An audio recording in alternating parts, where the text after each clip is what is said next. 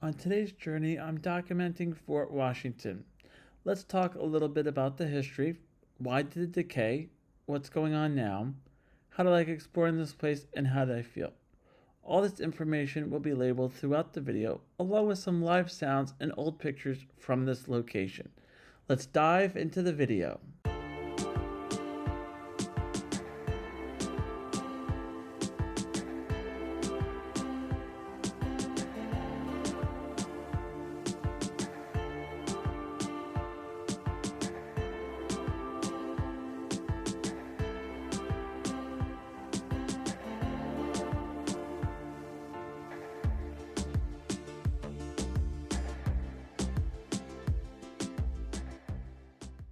What is the history to this location? Fort Washington is not just one structure, but several that were built to meet the changing demands for strategy and technology. And it is one of the handful of U.S. seacoast fortresses still in their original form. The first fort on this location dates from 1808, sited on the Maryland shore of the Potomac River across and upriver from Mount Vernon, as suggested in the 1790s by George Washington. Fort Walburn commanded the Potomac. Perpendicular earthen walls stood 14 feet above the bottom of the ditch that surrounded the riverside of the fort. A tower facing the river contained 6 cannons. During the War of 1812, British forces landed in Burdock Moor on the Patuxent River and marched overland to Washington, D.C., where they burned the Capitol, the White House, and most of other government buildings. In the face of the certain destruction of the fort, Captain Samuel Dyson chose to evacuate his men and blow up the fort so that it could not fall into British hands. Within less than a month of its demolition, Fort Walburn began to rise from its own ashes. The project was directed by James Moore, acting Secretary of War, who hired Piers Charles, the French engineer who had drawn up the plans for Washington, D.C. As work continued, however, the treaty diminished. Concerns about the defense of Washington had lessened considerably. By the time news arrived that the peace treaty had been signed in Birmingham on December 24, 1814, and that American troops had hardly defended the British at the Battle of New Orleans, January 8, 1815. Because of a concern about the cost, Moore placed with Lieutenant Colonel Walker Armstead of the U.S. Army Corps of Engineers, who completed a new all-brick fort on October 2, 1824, costing $426,000. On July 3, 1898, the U.S. Navy deployed the Spanish fleet at Santiago, Cuba, and for all principal purposes, the Spanish-American War was over. The mines were removed from the Potomac River. During World War I, the 2 guns of Battery Decatur were removed and shipped to Fort Moore, Virginia, where they were shipped to Europe for use in the French. Fort Washington was garrisoned by District of Columbia Coast Artillery, and a number of military units were organized at the post. Fort Washington was also used as a signing area for troops going overseas. From June 1922 to June 1939, the 3rd Britain 12th Infantry occupied Fort Washington. The fort's primary function was a city of garrison for Washington. Its soldiers participated in a variety of state occasions, parades, ceremonies, and funerals throughout the years. In 1939, the 3rd Britain moved to Fort Myer, near Arlington Cemetery. That same year, the fort was transferred to the Department of the Infantry, and the Civilized Conservation Corps barracks was built. After the attacks on Pearl Harbor, December 7, 1941, the nation quickly turned from peacetime activities to meeting the demands of wartime. Already existing facilities were present to service, and Fort Washington was returned to the Department of War for use during World War II. During this period, further expansions of the post took place, with construction of adding buildings to house students and to provide support services for training military personnel. The adjacent General School moved to Fort Washington in January 1942. It trained Army officers in emission and personnel certification duties. The school turned out 300 trained officers every 30 days. Part of the adjacent General School was an officer cadet school that graduated 25 men in the first class and therefore turned out 20 new officers every 3 months. Towards the end of World War II, the veterans every 3 months. Towards the end of the World War II, the Veterans Administration used part of the area and other buildings as public housing. In the 1840s, the fort underwent an extensive remodeling program. Work crews constructed 88 permanent gun platforms, increased the height of the east wall, rebuilt the drawbridge, strengthened the power magazines, and added a chimpanzee to protect the approach from Pascoe Creek. In the 1850s, a secondary defense increased, and the country moved closer to horror of Civil War. Fort Washington found itself in a precarious position near the nation's capital and across the river from the most populous slave state.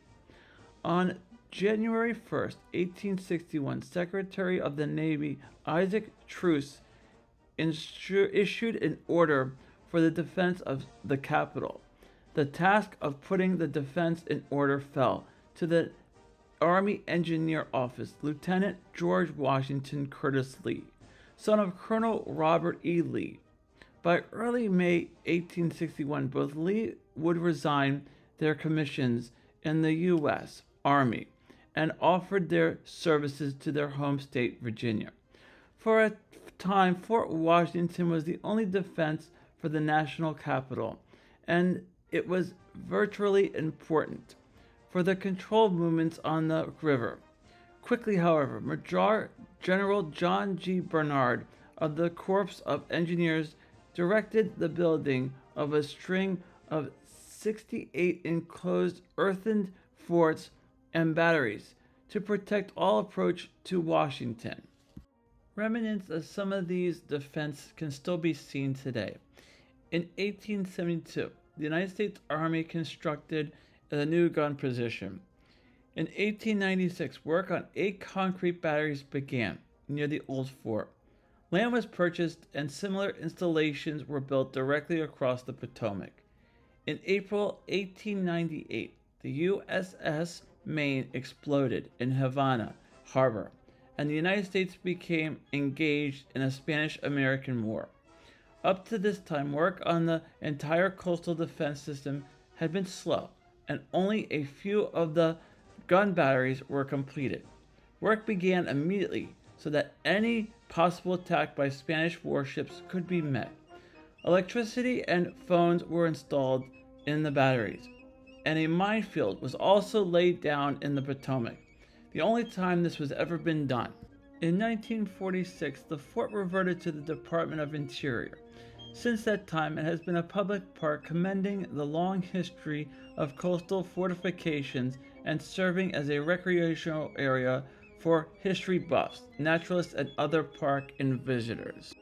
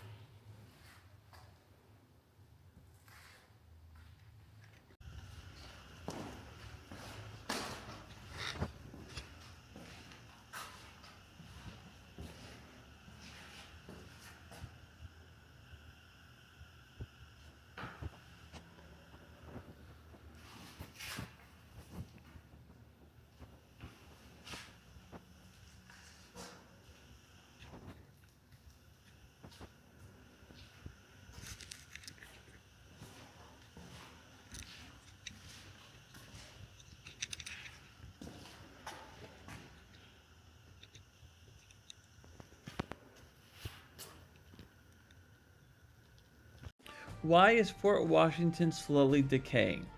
The historic masonry fort and modern concrete batteries at Fort Washington Park in Maryland are experiencing decay and neglect, primarily due to age, exposed to elements, and limited preservation resources.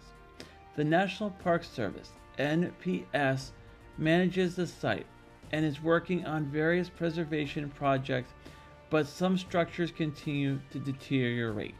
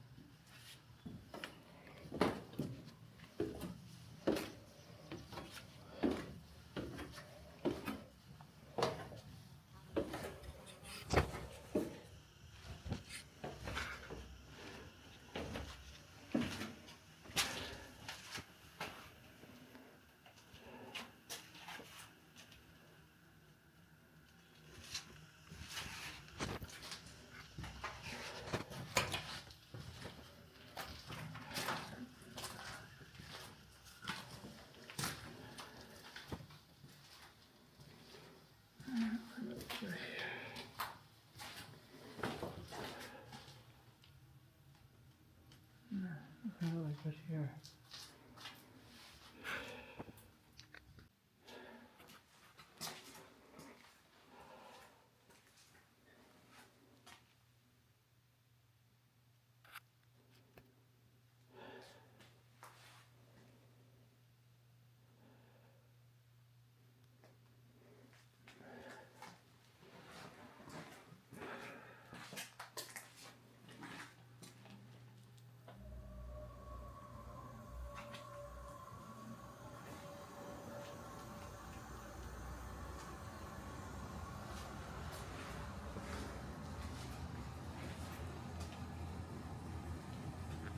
Cover tours.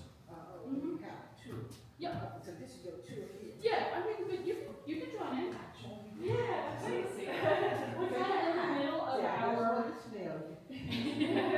we're in the middle of our timeline here, so we've just arrived in the 1860s, and I'm talking about all these different areas and the way that it's been used. So this is the officers' quarters. There would have been, just for reference, this building would have held 4 officers. And the enlisted men's barracks were about 100 enlisted men. So if you would want to be an officer if you were here in the 1860s. The dead space that I was talking about with the casemates earlier, that actually gets turned by the 1860s. It gets turned into a sutlery, so meaning there was like a commissary on site. And it also gets turned into a laundress quarters. Wow. So garrisoned forts during this time, and even during War of 1812, many garrisoned forts had women that were stationed on site. They would not have been service members, though, so they were basically government contractors that came in, and they would do laundry for a company of men. And a company of men was typically 70 to 100 men to one company. Wow. Did they live in mostly barracks, or? They would have lived in the casemates here. So you okay, remember but the quarters further down. the enlisted men's barracks? The enlisted. Yes. Did they live in bunkhouses basically, or did they have small rooms? Or? That was it. So their layout is essentially like a big open floor plan with a whole bunch of beds that were bunk beds. Okay. And every one of those bunk beds had 2 on the top and 2 on the bottom. Wow. So you had a bunkmate that you had to get really, really cozy with. Never known about that. Why? Yes. And yeah, very similar to the bunk bed that we saw in the guardhouse. Yeah, that's exactly the same dimensions as that. So yeah, The soldiers that were here, though, again, we never really saw a battle here. One, in the 1860s, of course, because the Confederates didn't have a navy. They didn't have a reason to come up here, and even if they needed to, be a thorn in Lincoln's side in D.C., they have Virginia across the way. They didn't have to come over here. So really, Fort Washington's biggest asset for a time after the completion of it, that was a show of wealth, essentially, to have it. Thank you so much. This is fabulous. And the doors would be to get The draft, The yeah, draft you can get a nice cross breeze and wind through it, yes, absolutely. This is history. I know, we haven't had our AC system kick in here. Oh, I missed this one. Yeah, you're welcome to come on. I've never seen this open before. We open it typically during our tour time, so after our 11 a.m. or 2 p.m. tour. Sometimes we just don't get anybody, so if you want to look at any of these rooms, you should come up to the visitor and get a tour.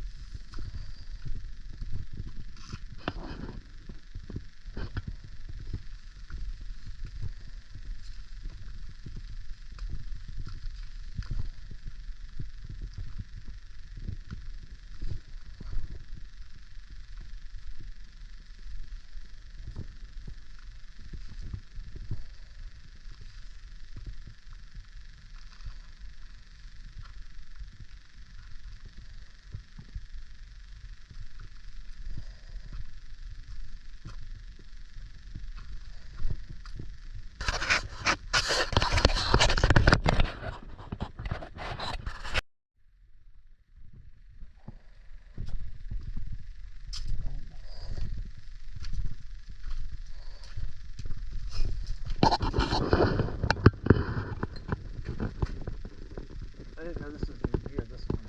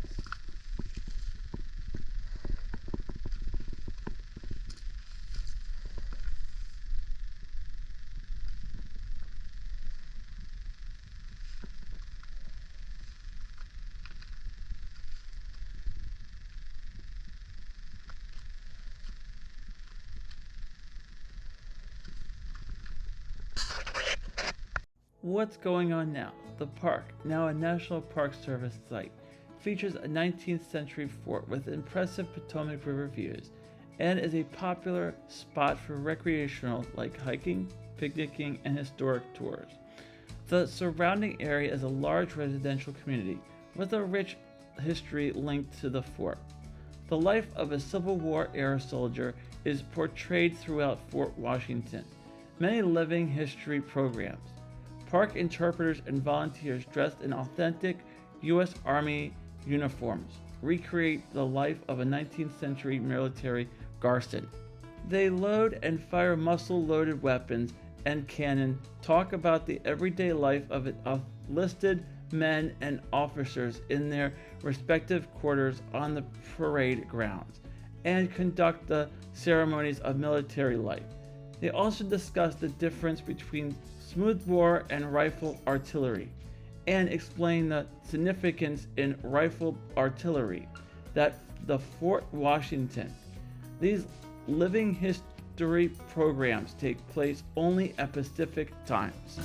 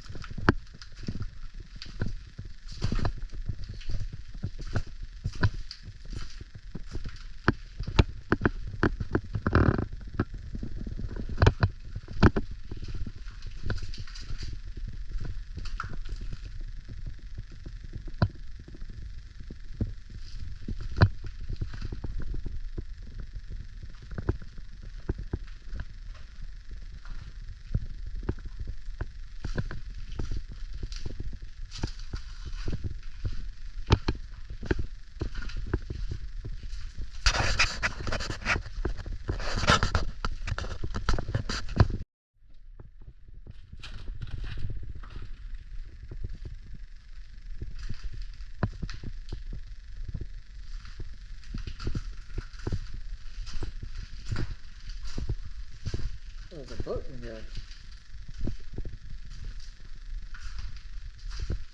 Yeah, I've never seen this last time.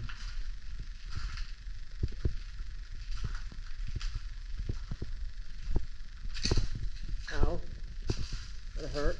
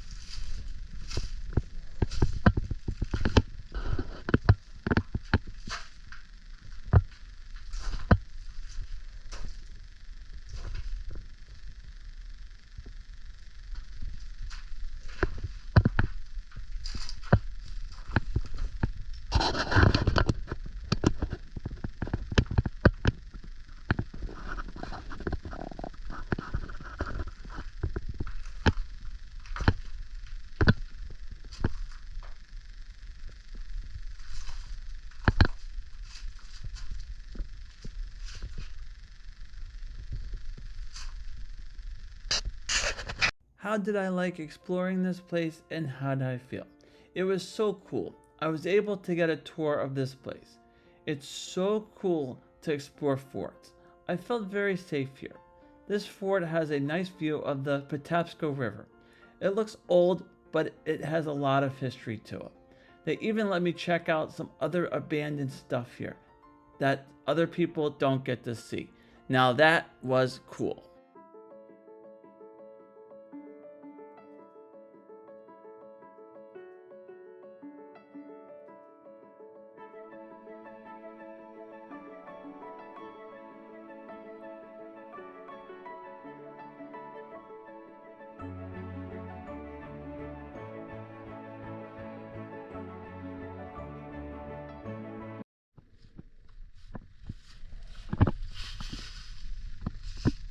Whoa.